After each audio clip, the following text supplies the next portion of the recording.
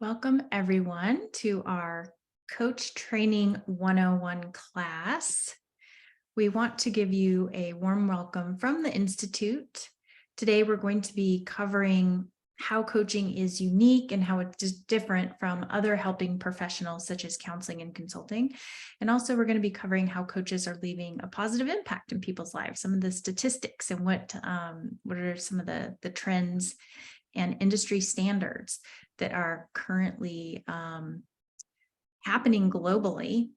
Also, if you have signed up for this class, you will be receiving a recording of a coaching demonstration, just a sample session of what a coaching session looks like. And then we are going to wrap up with Q&A. We've got some folks that emailed in some questions that they'd like us to cover today, and also cover any questions from anyone that has shown up live.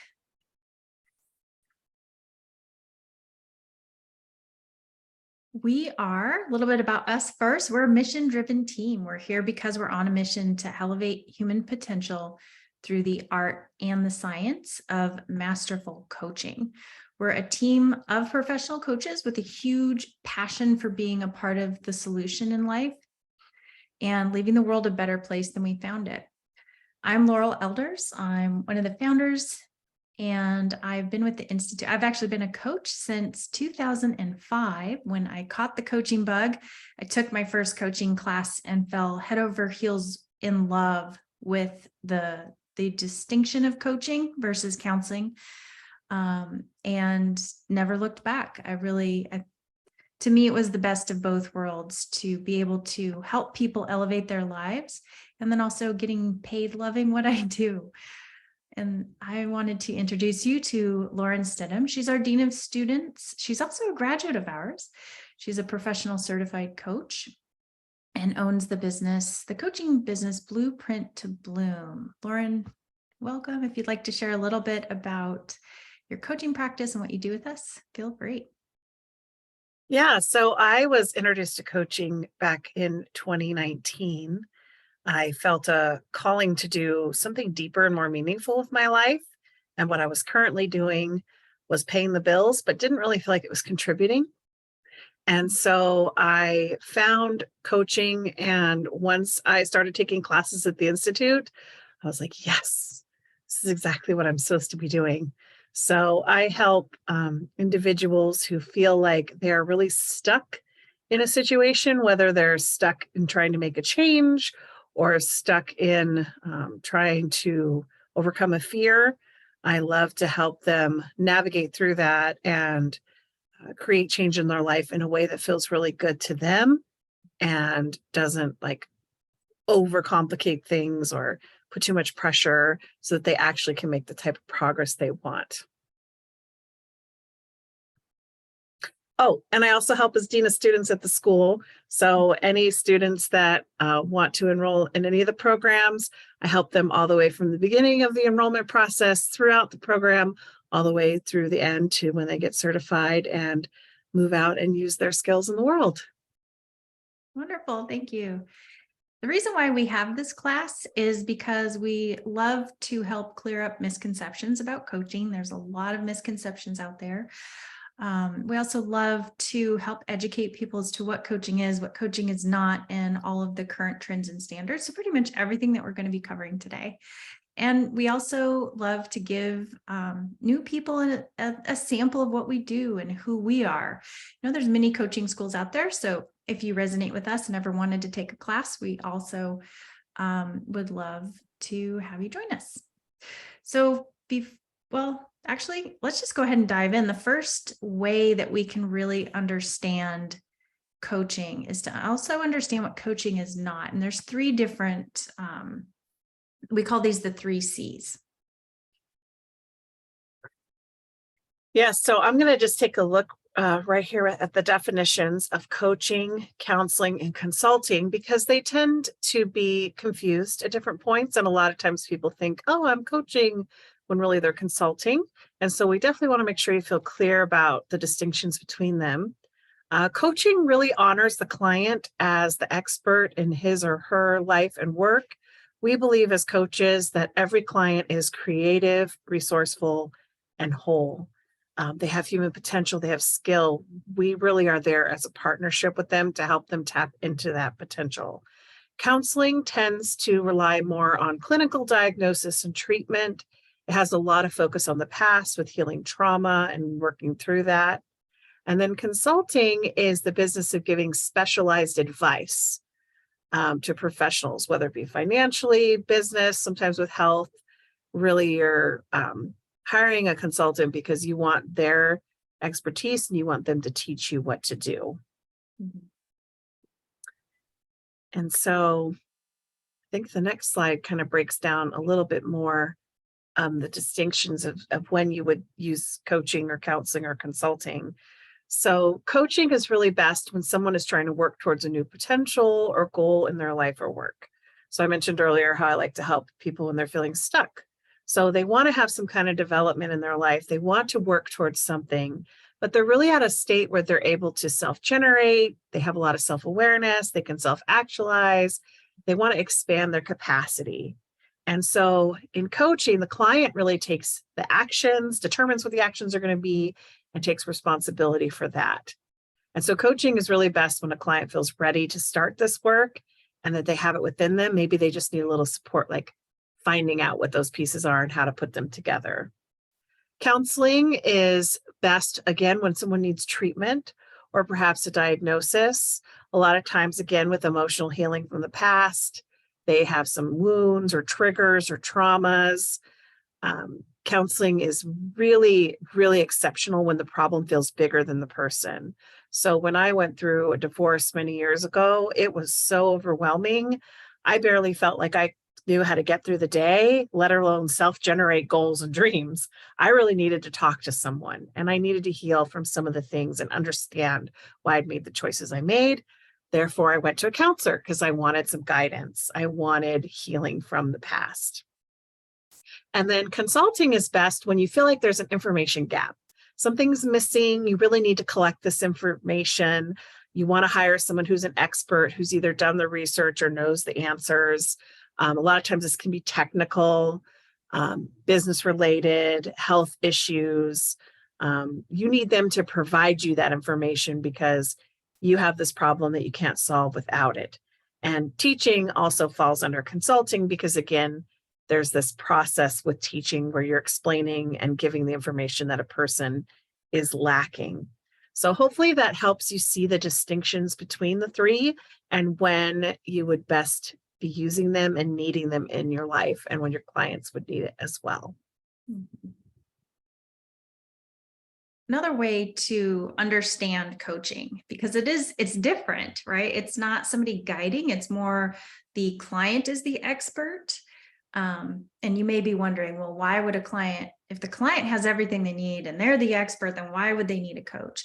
Well, we don't always feel like we have all the answers. We don't always feel whole and complete and resourced, right? And so that's where a coach steps in to help us find our own power and find our own truth and shed the false self, because we're not our defenses, we're not our fears, we're not our limiting beliefs. There's a truth inside of us that coaches help us discover. Another way to look at that is on the journey to human potential. So there's two paths that someone can take, two journeys. The first journey, we can be shown the way. We call this the guided journey. This journey, we can learn from external resources like books and classes and mentors and counselors and teachers and friends, family, community, you name it, spiritual teachings. All of those external resources can help us understand and learn about ourselves in life.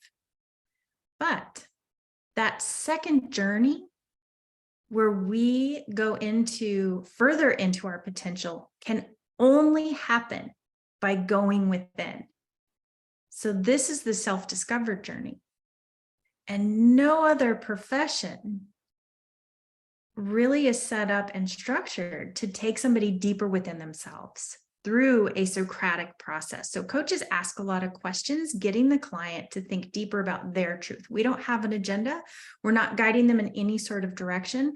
The client is guiding themselves. And then we're coaching them so that they can recognize blind spots and see further than they would have seen just on their own. The other ways that we can go on the self-discovered journey are through contemplation, self-reflection, spiritual practices. There are other ways to do that. The coach is there if somebody's really ready to take a bigger leap into their potential, because the coach if we just look at something ourselves, we're still in our own fishbowl. So we're still self-referenced. So a coach can help us see further than we might on our own, or see other things that we might not see if we just were on our own.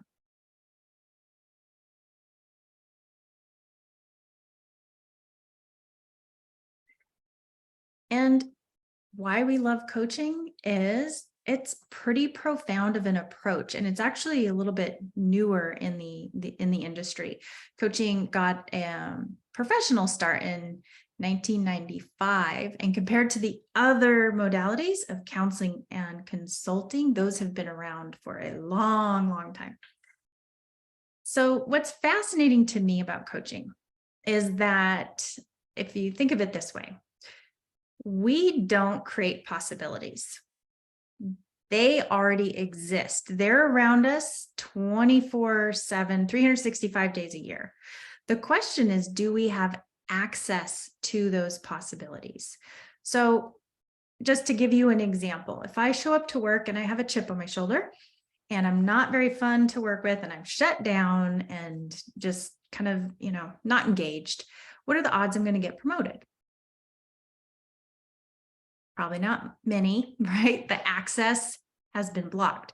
But if I get coached, I become self-aware of the chip on my shoulder. I get rid of the chip on my shoulder. Now I'm showing up in a completely new way. And I'm helpful, I'm caring, I'm compassionate, I'm contributing. What are the odds I might get that promotion? Well, I may or may not get it, but the odds increase. I've gained access to the possibility. That's what coaches help us do. The other way we can look at that is there's possibilities outside of us, like the promotion, but there's also possibilities embedded inside of us. These are called human virtues. And coaches help us activate different human virtues.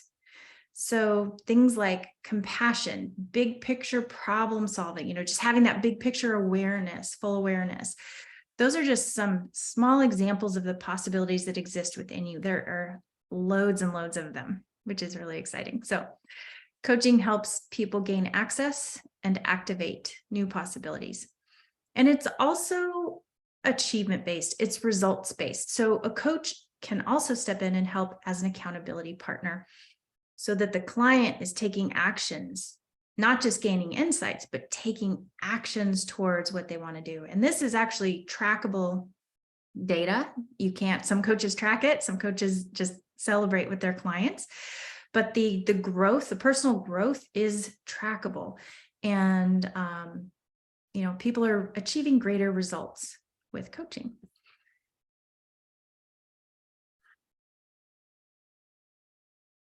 Just a couple examples of how this shows up. In this study, specifically, 31 managers underwent managerial training. We've all gone to like a weekend workshop and then we get all excited and then nothing big changes, like maybe a couple of small things change. When they researched, the results of just attending that training, and productivity increased by 22.4%. Not bad. That's still pretty good, right? But the exact same training followed up by coaching, which helped someone integrate the learning into their life and customize the learning to who they are, increased productivity by 88%. That's a huge difference. So that just goes to show that the first journey, is important. And the second journey can be even more important and impactful.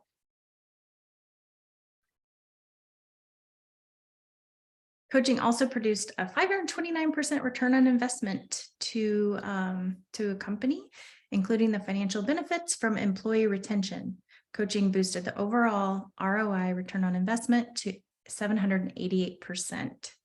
So this study just provided powerful new insights into how to maximize business impact. That was from executive coaching. That's just another example of how coaching is very results-based. A little bit about the current industry standards.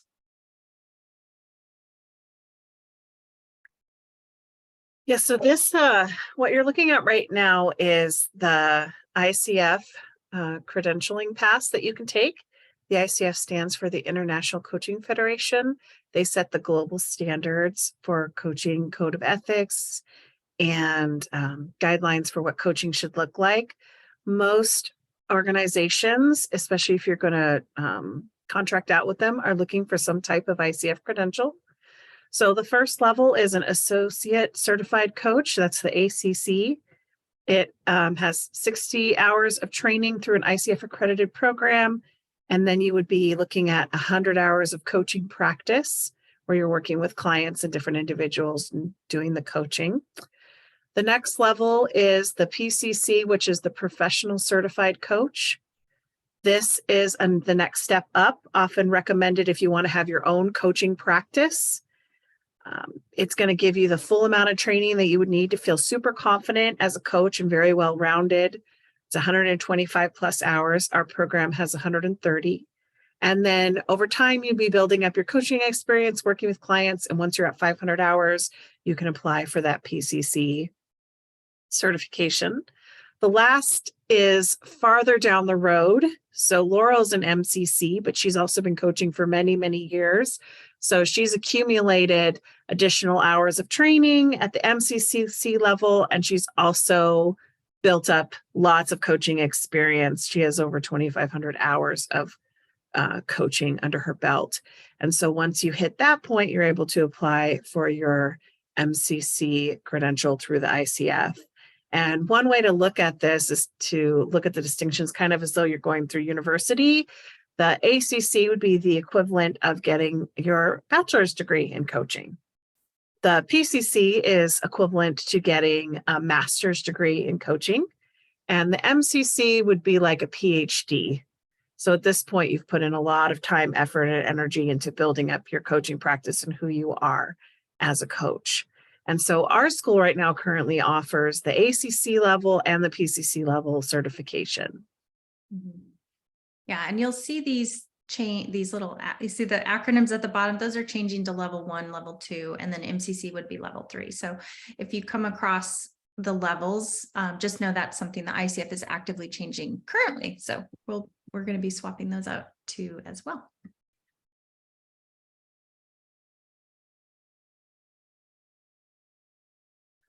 So a little bit about the different, coaching education. What is coaching education? What does it look like?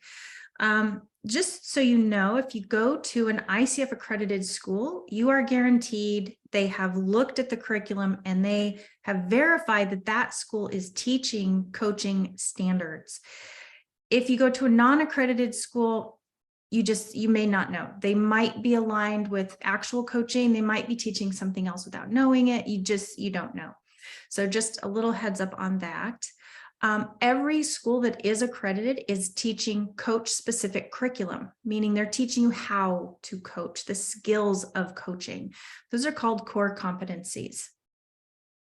In a good program, you're going to be educated on coaching standards and the core competencies, but you're also going to be trained in how those skills show up for you. And because every coach has their own unique style, so the skills might show up a little differently. And so a good program will help you, will really train you on how to adapt those skills to make them unique to you. The other thing that you are going to notice, there's some programs that only teach coaching skills. That's it. And that's fine. That's really good. There's other programs that are deeper dive programs. We're one of those. So we teach the core coaching skills, and we teach integrative intelligence, which is unique to us. So we look at all 8 domains of human potential, and we look at coaching the whole person in all of these domains. So cognitively, the mind, mindset, emotionally, emotional intelligence, how are intimacy and connections going? Or if I'm a leader, am I showing up emotionally intelligent or a dictator, right? So some of that. Relational, relationship to self, relationship to others, relationship to, social intelligence. Spiritually, am I connected to something bigger than myself? It doesn't always have to be a religion. Sometimes that is. Sometimes it's just a connection to something bigger. And that also includes our heart intelligence and our intuition. There's a lot under that domain as well. Motivational. Are we starting with why? What's our life purpose, our legacy? What's calling us? And then our energy. How am I showing up? What is my energy like? Am I aware of my energy? What can I do to cultivate my energy? And all of these lead to integration, where we're seeing people develop to the point where they're shedding the ego, they're shedding the false self, and they're stepping more fully into who they are and what they were called to do. Their truth, in other words.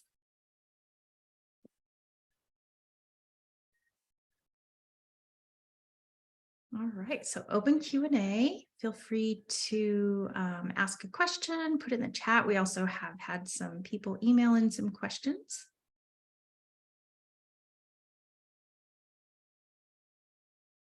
Lauren, any questions you want to kick us off with? Or I've got a list too, so either way. Oh, we got one in the chat. It says, what do you think about the hybrid of coaching and consulting approaches? That's a good question. Do you want to take it, or I love this question. Yeah, why don't you go first? And then if I have something to add, I will. Okay, great. It's profound. The combination is so profound. So back in my 20s, decades ago, I was a personal trainer. And what I found, in personal training, we give advice and guidance and make sure the proper thing is being done, meal plans, the whole 9 yards. And what I found is that I can give advice and educate. But if somebody had a habit or a lifestyle that they were emotionally attached to, the results could fall short long term. And so consulting is excellent because it provides missing information for somebody, really key information. But every single human being has their own unique success formula. So how that person is going to implement the training or the advice, that's where the coaching comes in. So it really up levels the consultant's ability to help the client further, especially if there's a personal component. If something's getting in the way that the client would like some support on, typically depending on what you're consulting on, you may or may not get personal, but the coaching skills allow you to get personal without counseling the person, just putting them in touch with their own power. Anything you'd add to that? Yeah, I mean, I do want to add to the counseling piece too, because sometimes we have counselors go through our program because they want to get coaching skills. And I mentioned earlier that I saw a counselor during the time that I was getting a divorce, and she had a very coach-like approach when we navigated that. And it was extremely empowering for me as a client, because I felt like when I was done working with her, that I had made all the decisions. I had full ownership of them. I felt really good about them. And I don't think that could have happened if she was just simply telling me what to do the whole time. There really was this element of her tapping into like my true self and what did I want to do? And how did I want to navigate this situation? And so I think, like you were saying, it can be very profound paired with counseling and consulting. Yep. Yeah. And the other thing I'd add too is, if you are doing consulting work, you wouldn't necessarily need the full program. You might only need that ACC, depending on what kind of consulting you're doing and how much you want to help somebody whole person. But that level 1 training is designed for managers or consultants, even therapists that just want to add coaching to their skill set, but not necessarily coach full-time or take on coaching clients. So, yeah, and so that ties to this question with the CPIC program, help one discern. So the CPIC program is the full program, the PCC level, the level 2. Again, that's really going to help you have that full, well-rounded coaching learning. So if you wanted coaching to be a primary part of what you were doing, absolutely, I would recommend it. And yes, you will learn throughout that program. How can you coach? And then when would the consulting piece come into place? What would that look like? How could you bring consulting in a coach-like way? That's a question we get a lot as well. But if you are thinking more, no, I'm mostly just going to be consulting, then yeah, you'd be looking at the level 1 ACC, because you would just want to have a few coaching skills in addition to what you're already doing. Yes. Yeah. So either one would definitely help you with that distinction. Plus, we're very, in our programs, we customize. So if we know that a goal is to combine something, then we can teach to that. Like here's an example of when to and how to step in with the coaching elements. And I will say one thing about the CPIC program. Of course, I'm biased because I went through the whole program, but the amount of personal development that you will experience when you go through the full program is also really profound. So sometimes people just take the full program because they really want to have that whole well-rounded, integrated approach to themselves and their learning. So I always factor that in when making a decision about a program, like how much do I want to grow as well? And I really feel like the PCC allows for that. Yeah, that's a good point. It is definitely a deeper dive. Ooh, this is a really great question. How does the CPIC program approach bringing coach intuition into the coaching process? So there's rational ways of knowing, there's non-rational, and then irrational. Irrational is because we have abstract minds, we can think something's true when it's not. It's called self-deception. So we teach you how to help your client self-identify what's going on with them. So they might be saying, I'm excited, and there's a pit in their stomach. Well, then what's going on? And we teach the coach to do the same. So there's a whole process of looking at what's going on for me intuitively, even if it doesn't make rational sense, right? There's something to maybe an intuition coming to me. And we teach you how to present that without overriding the client's process. I don't want to assume my intuition's right, but I don't want to ignore it because it's the wisdom of both the coach and the clients. Yes, the client is the expert, but the coach is bringing in a completely different vantage point for the client to look through and from. So, yes, that's a big part of it. We also have an entire segment on the neurobiology of emotional intelligence, and that touches on intuition. Do you get physical intuitions, mental intuitions, heart intuitions? So there's different ways that intuition can show up for different people. Yeah, I'm glad you brought that piece up because I was going to say we do somatically look at intuition as well. Mm-hmm.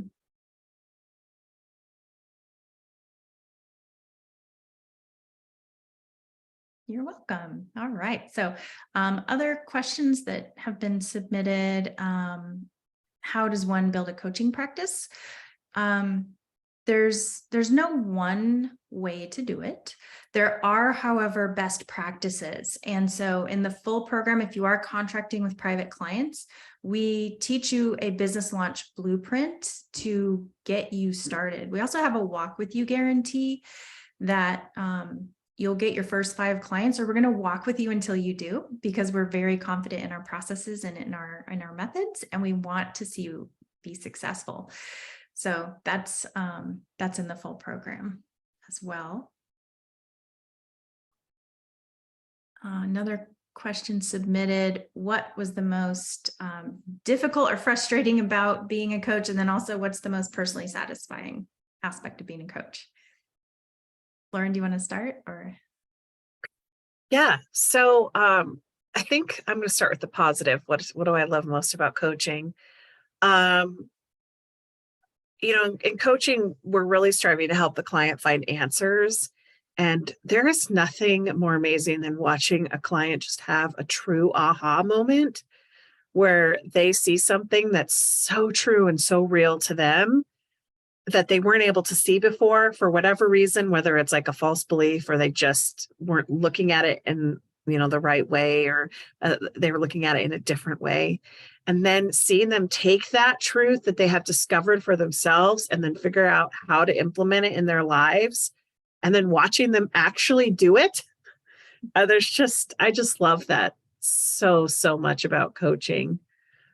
And then I think one of the things that uh, drives me a little nuts about coaching is sometimes I encounter coaches who have not been ICF credentialed, and they'll say something like, "Oh, nobody cares about credentials. Nobody cares about certification." And I actually don't think that's true. I've heard repeatedly from students that are applying for coaching jobs on LinkedIn that a lot of businesses and corporations are looking for ICF credentials. So I feel like I hear that statement a lot very broadly, like, oh, that kind of stuff doesn't matter, but it does. It's never in the black and white thinking. And so um, that's one of the things that I really love about our program, is that we really try to help support you as an individual get the type of credential that you need in order to be successful with what you want to pursue. Because I do feel that it is important to have the education and training that you need in order for you to reach your specific goals. Yeah, it mirrors my frustration in that because coaching is peer regulated, meaning the government doesn't regulate, like there's no licensing because we don't diagnose and we don't treat. So there are some people that are using the title coach and actually consulting and counseling. And often without knowing it. I think that's the frustrating part, is there is so much confusion around what coaching actually is. And a lot of people don't even know that that second journey support exists. So I have found that once people become educated, it just opens up so many doors on so many levels. And what Lauren is saying, yes, companies are requiring ICF credentialing because of ethical breaches. There have been some coaches that were not trained and have been sued for practicing counseling or psychotherapy or not following ethics. So being educated in the ethics and the skills can be so important on those levels as well. What's personally satisfying for me, it's getting off a call and feeling energized, because even if my client is going through something deep, it's still, the focus is always on the future and what do I want to build and what do I want to create. And so for me, I love getting off a call, just feeling energized. All right, Lauren, any other questions that you had submitted? No, I think that the most common question that we see come across the board is just, how do I know what to choose? How do I know where to begin? And that's one thing that I think our school really excels at, is that we really support you in that process. Even if it means that our school isn't the best fit, we really are here to support you on your journey to coaching, whatever that looks like. And so, that's part of my job as Dean of Students, is really helping you answer those questions. So if you're, watching this recording and you're thinking, oh, I still have more questions, I'm not sure what's right for me, I am more than happy to have a conversation with you and help you with that, because I remember what it was like when I was trying to make those decisions. And it's just part of what we do. Is we believe so much in coaching that we really want to support anyone who wants to go down that road. Mm-hmm. Yeah. And we offer coaching concentrations if someone is interested in concentrating in a certain area, like leadership or health and wellness, etc. We have a plethora of different concentrations. So you get the core training, plus you can add on a concentration if you want. Another question: have you had people successfully and happily go through CPIC program who in their own self-expression in their own personal and professional lives want to challenge more traditional ideas of what professional means? Oh, that's interesting. I think I'd want to hear more about where that question's coming from. That's really interesting. We do have in our programs, we have students that feel called to something bigger. We have students that are deep thinkers, independent thinkers, thought leaders. Our program is a deeper dive. So just a heads up, if you're not looking for a deeper dive program, our program's not for you. But if you are, the students absolutely love taking that deeper dive.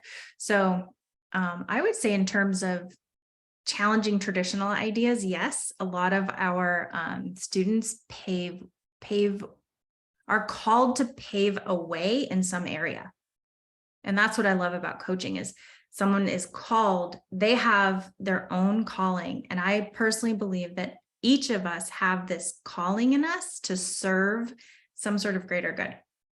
And you could look at that spiritually, or you could look at it just that's somehow how we're wired. But yes, we do have a good amount of free thinkers. Traditional ideas of what a professional presentation looks like.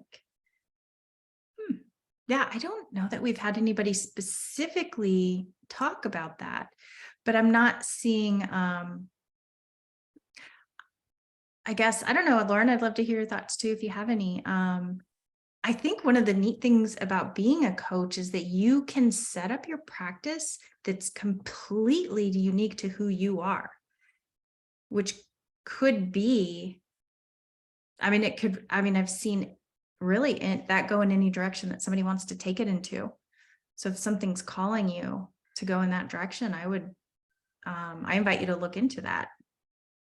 Yeah, I was gonna say this question seems like it might fall around the idea of like niching, like you might offer a very unique niche and that might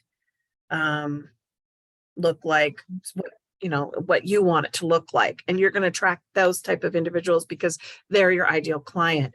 And yes, we do in the program have conversations around that, support you through that. Part of our program is you get 6 coaching sessions with one of the instructors. Wonderful opportunity for you to explore some of these questions and figure out like how you could create a program that looks like this. How could you design something that falls under your definitions of professional or whatever you want it to look like for your clients. So yeah, I definitely think our school in particular, like we do have lots of time built in to the program for questions, discussion.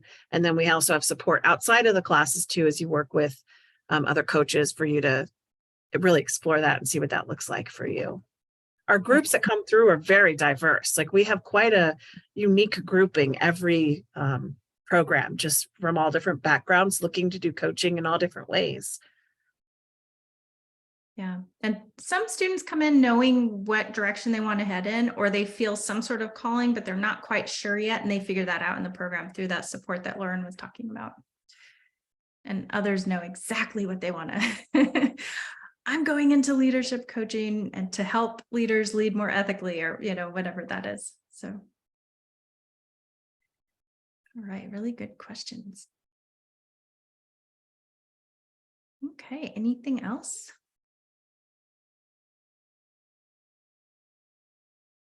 Oh, yes.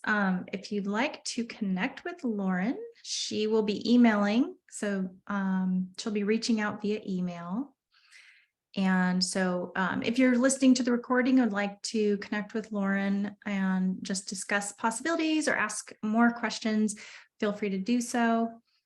She's at admin@integrativecoachtraining.com.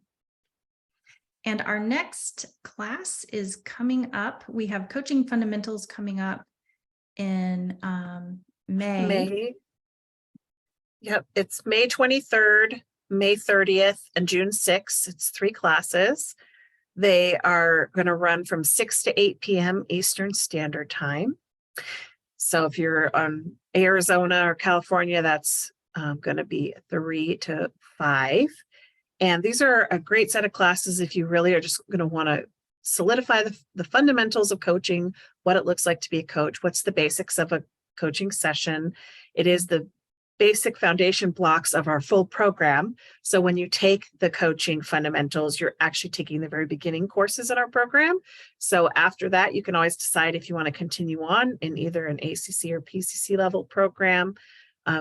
As part of our Coach Training 101 community, you do get a special discount on the Coaching Fundamentals program, and you'll get an email with those details. So if you'd like to register for our upcoming training in May, we would absolutely love to have you join us. Yes, and as Lauren said, that's module 1. And so if you start in May, we kick off the rest of the program around September, and we give you homework in between. So you can start practicing right away and implementing and getting some of your coaching hours in so that we can hit the ground running when the full fall program launches. We start twice a year, spring and fall full program, and then we have these coaching fundamentals module 1 along the way. All right. Thank you for joining us today or watching the recording. It's been a pleasure. I hope this was illuminating and helpful in answering some of the questions you have about the coaching industry. And again, if you have any more questions, just reach out. We are always happy to help. Wish you a great rest of your day. Talk to you later.